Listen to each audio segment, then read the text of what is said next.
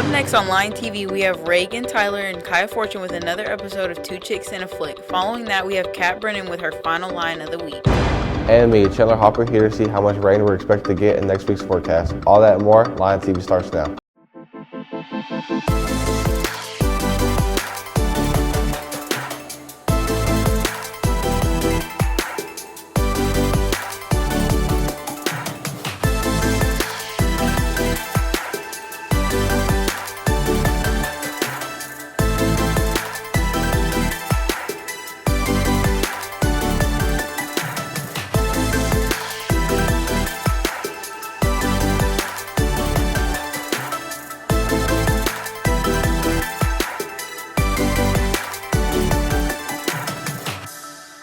Good morning, Cersei. Welcome back to another episode of Line TV. I'm Aiden Denson. And I'm David Hodges. Hope you had a great week. Now let's get right into these student announcements for next week.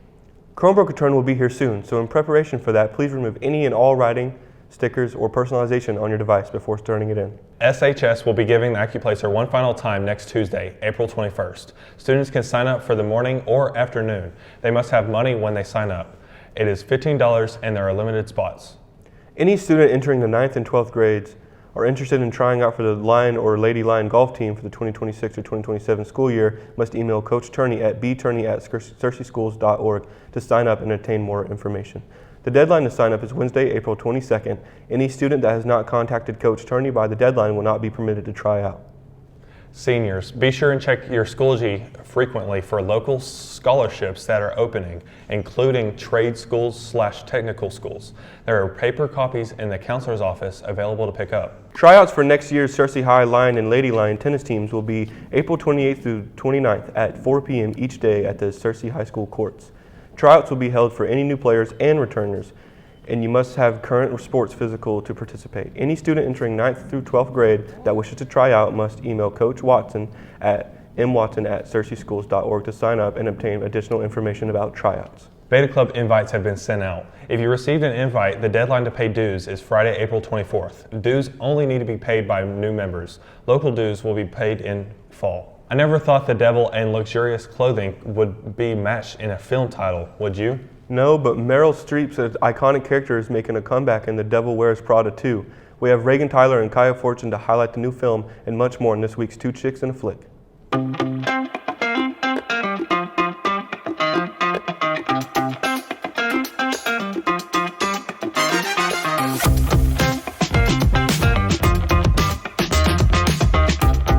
Hey Cersei, welcome to a new episode of Two Chicks and a Flick. It's time for a Two Chicks trivia question, and the question is, in the film Dead Poet Society, where do the boys go to read poetry? We'll answer at the end of this episode.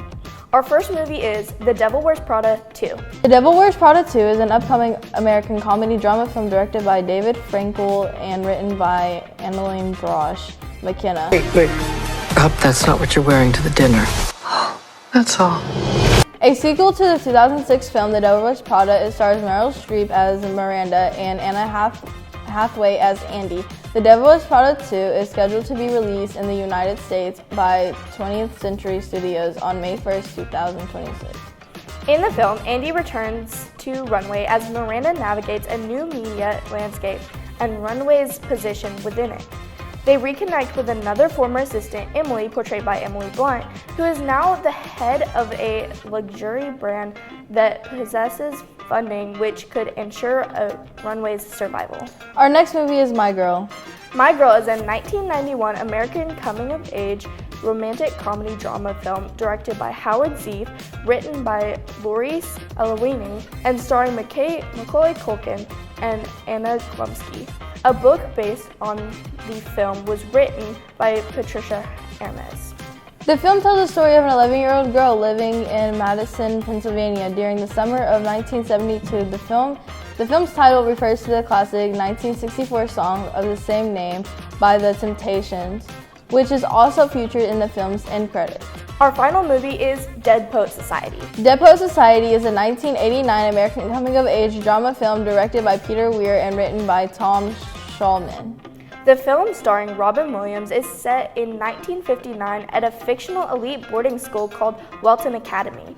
It tells the story of an English teacher who inspires his students through his teaching of poetry. It's the Dead Poets Society. The Dead Poets were dedicated to sucking the marrow out of life. Well, it's time to answer our 2 Chicks trivia question. The question was, in the film Dead Poets Society, where do the boys go to read poetry? And the answer is in an old cave. That's all for this episode of Two Chicks and a Flick. Stay tuned for some more insight and fun facts about some of your favorite movies. Back to you at the news desk. Thanks, ladies. That film looks like a must-see. I'll have to go back and watch the first one.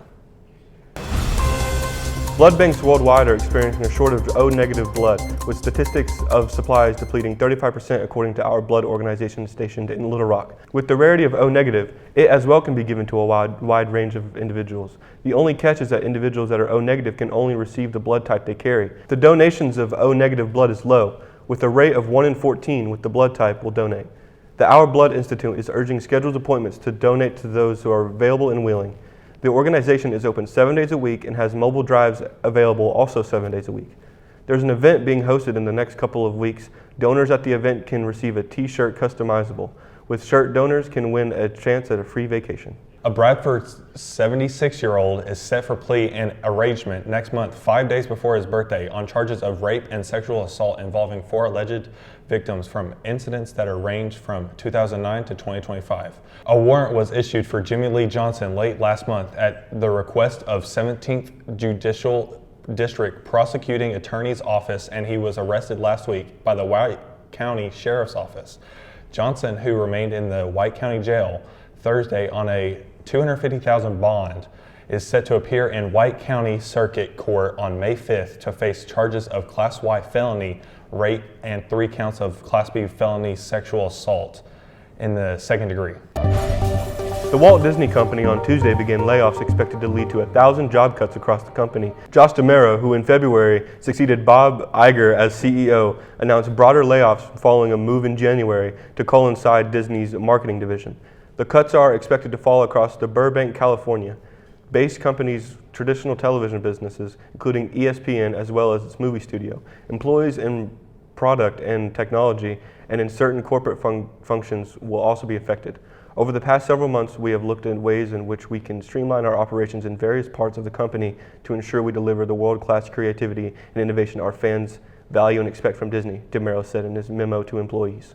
It was pretty warm this week. I wonder how this weekend's going to be. Me too. Let's send it over to Chandler Hopper with all of our weather for this weekend. Good morning, Cersei High. Let's get into some weather updates. So for today, the high will be 87 degrees and it's going to be mostly sunny, and we're going to have a 9% chance of rain. The wind's going to be blowing at south-southwest at 15 miles per hour, and the humidity will be at 63%. The sun rose at 6:32 a.m. onto tonight. Tonight, the low is going to be 63 degrees, and it's going to be pretty cloudy with a 55% chance of rain, and the winds will be blowing at south-southwest at 8 miles an hour, and the humidity will be at 71%, and the sun will set at 7:41 p.m. onto the almanac.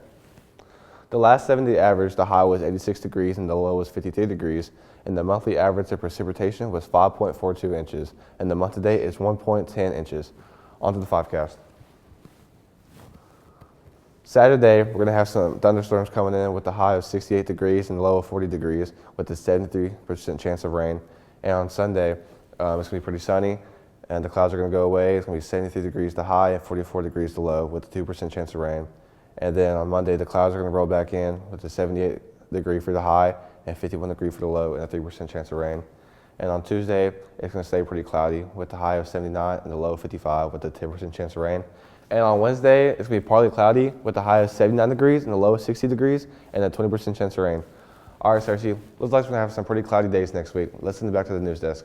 All this weather talk is making me hungry. Do you know what's for lunch today? Today for lunch, we'll be having jumbo crispy chicken tenders, classic cheese pizza, chicken and chili crispito, classic chicken sandwich, Santa Fe turkey and cheddar wrap, fresh whole fruit, and milk. Be sure to thank our lunch ladies for all their hard work. Kat Bremen is up next with a special line of the week. Her guest could even be considered family. Yeah, like a sister, in fact.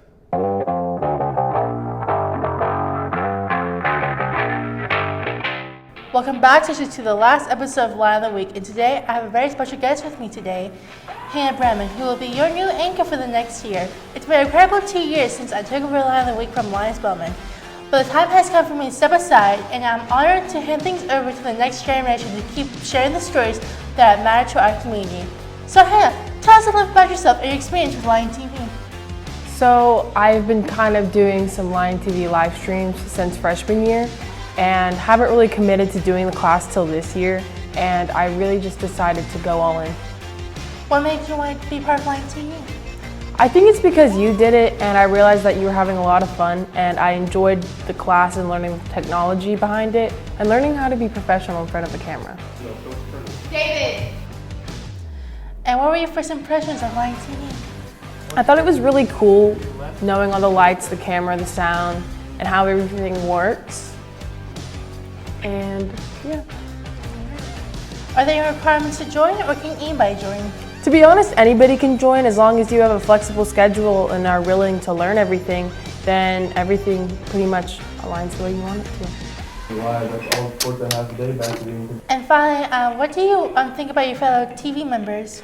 I think my fellow TV members are really great, and especially the uprising ones, because I've learned a lot from them and we are going to be great peers, and knowing that the rest of our Lion TV members will produce a good show.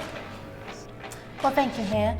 Well, Cersei, thank you for being part of this season's Lion of the Week. It's been my pleasure to be your Lion of the Week anchor for the past 2 years. I'm Kat Bradman signing off for the final time.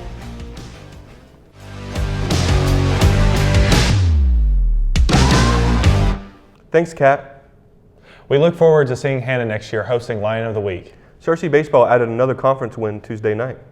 Let's send it over to Harley Simmons with all the information about the game.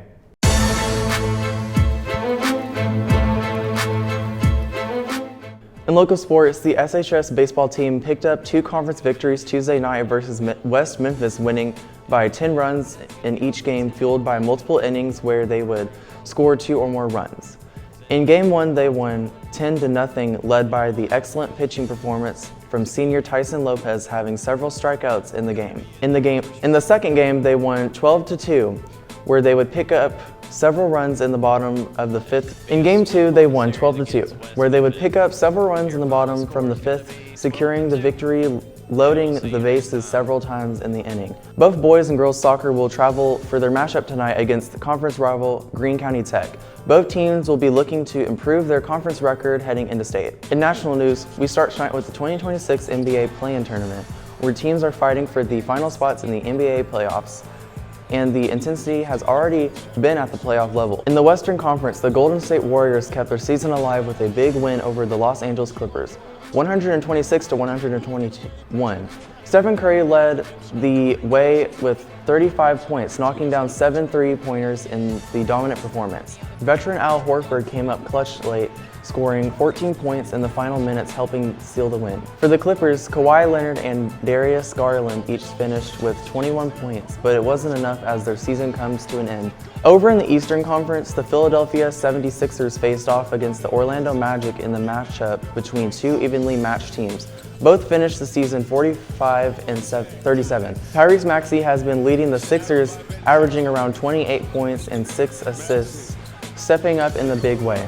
The winner of that matchup secures the 7th seed, while the loser will get one more chance to make the playoffs. Also in the East, the Charlotte Hornets took on the Miami Heat in the elimination game. The Hornets entered at 44-38, while the Heat were close behind at 43-39, making a tightly contested matchup with everything on the line. Taking a closer look at the Charlotte Hornets overtime in the Miami Heat, the final score was 127-126 in the thriller. Charlotte was led by LaMelo Ball, who finished with 30 points, 10 assists, and 5 rebounds, including the game, winning layup with just 5 seconds left in overtime. Miles Bridges also had a huge night, adding 28 points, while Kobe White chipped in 19 points, including a clutch 3-pointer that helped send the game into overtime. On the other side, the Miami Heat were led by Davion Mitchell with 28 points and Andrew Wiggins with 27 points. Miami did take a hit during the game as star big man Bam Adebayo left early with a back injury, finishing with just 6 points and 3 rebounds. This game was extremely close the entire time, featuring 17 ties and 16 lead changes, showing just how competitive it was from from start to finish. In the end, the Hornets survive and move on, while the Heat were eliminated from the playoff contention. Overall, the play-in tournament has already delivered close games, standout performances, and plenty of drama as teams fight to keep their seasons alive. That's all the sports updates I have for you, Cersei. Back to the news desk. Thanks, Harley. Well, that's all the time we have for you today, Cersei. Don't forget to subscribe to our YouTube channel at Cersei High Lion TV. And follow us on X at Lion TV, Instagram at Cersei Lion TV, and at Facebook at Cersei High Lion TV. Signing off, I'm Aiden Denson. And I'm David Hodges. See you next week, Cersei.